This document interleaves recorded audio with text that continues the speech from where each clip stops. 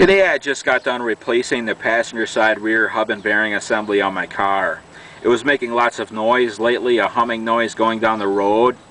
And one day I jacked up both wheels and I spun each wheel, and I found that the passenger side rear hub and bearing assembly was bad. That's the side that was making the noise. As I spun the hub, there was lots of friction to it, and plus the noise that it was making was similar to the noise I was having going down the road when driving. So I needed to find a new hub and bearing assembly, so I went to eBay, and luckily I found one, a brand new one, for $25 with free shipping. You can't beat that price. It's better than a junkyard. And the hub and bearing assembly is held on by 4 bolts. There's one bolt right there where I'm sticking my hole in, where I'm sticking my finger in. One bolt right there, one bolt right there, one bolt right there, one bolt right there. There's 4 bolts. And I thought I was going to need the PB blaster here to get the bolts freed up, but I really didn't need it. The bolts came out like butter. To get the bolts loosened and removed, I used my handy dandy Ingersoll Rand electric impact wrench with a 1/2 inch deep well socket. And there's holes large enough in the hub so you can stick the socket into to get the bolts loose. And as I was getting the bolts loosened, I just spun the hub around like that to get the bolts loose.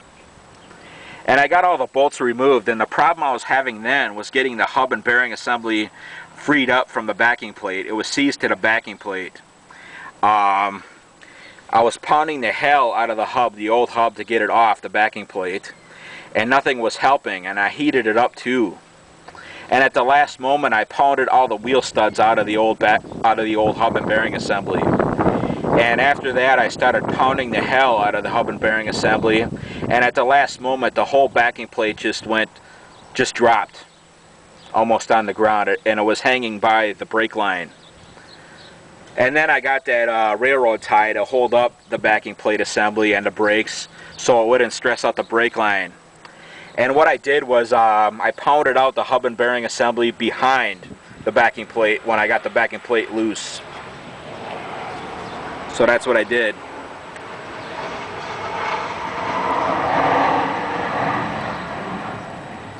If you did not hear me, what I did was I pounded out the hub and bearing assembly behind the backing plate when the backing plate came loose from the axle. And I snugged all the bolts with the electric impact wrench.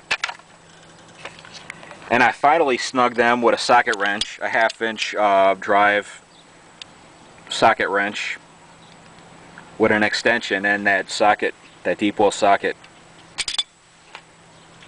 And I think I know why this old hub and bearing assembly failed. Rust. Of course, these holes weren't in it when I pounded the hub and bearing assembly out of the backing plate, but these bottom holes were.